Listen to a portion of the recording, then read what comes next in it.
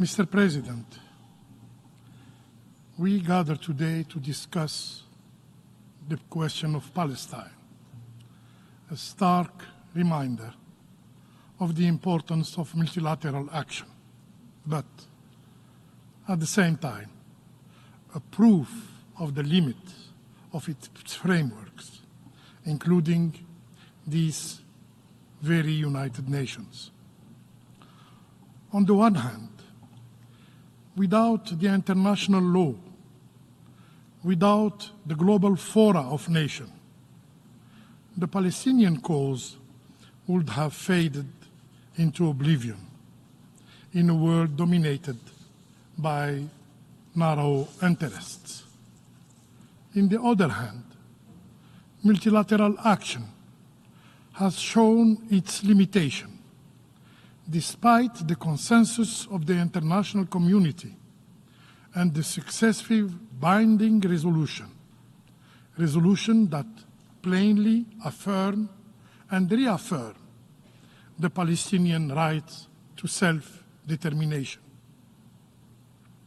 Palestinian right to their land, Palestinian right to their statehood. Yes, we find ourselves unable to enforce them. This failure stems from an occupying power that disregards international law and thrives on impunity, acting as though it is above the law.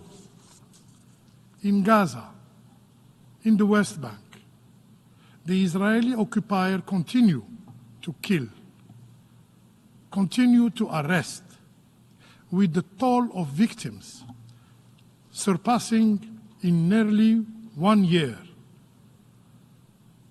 41,000 martyrs, almost 100,000 wounded, and more than 10,000 Palestinian detainees. The Israeli occupying power desecrates holy sites of Al-Quds Sharif and forcibly displace its people. Just this morning, we witnessed another assault from Israeli settlers protected by the Israeli police into the mosque of Al-Aqsa. The occupying power openly denies the right of the Palestinian people and seeks to undermine the establishment of their states. Mr. President, in light of this bleak reality, which threatens to extinguish hope in the heart of the Palestinians and peace lovers around the world, the advisory opinion of the International Court of Justice came.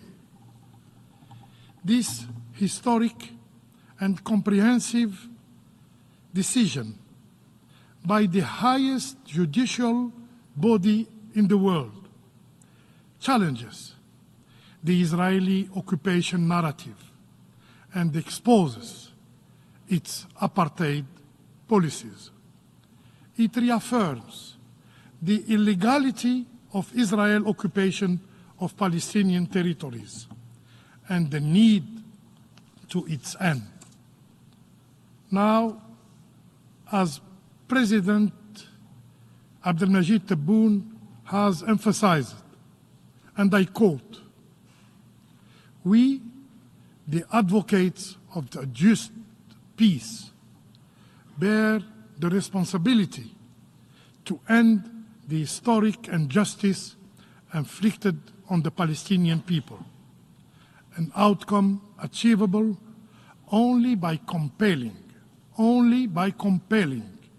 the occupying power to comply with international law."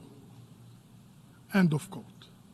Mr. President, the voice of justice has spoken, and it is imperative that we shall all abide by its ruling. Failing to do so will disrupt the very foundations of the international order. We should ensure the full implementation of the ICJ Advisory Opinion. For this purpose, the State of Palestine submitted to the General Assembly this historic draft resolution. And this draft is historic in its significance, as it is the first resolution submitted by the State of Palestine in its national capacity in the history of the United Nations. It is another victory on the path to full membership to the United Nations. It is also historic in its content, as it outlines a roadmap to end the occupation and enable the Palestinian people to fully enjoy their rights. My country, Algeria, having always stood by Palestine, promptly sponsored this draft resolution and called on all members to support it, to vote in favor of it. Today, we must be united in our support, in our solidarity with the Palestinian people. We must stand together in defense of international law.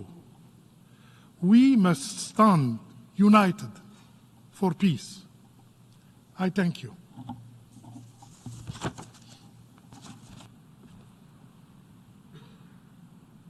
I thank the distinguished representative.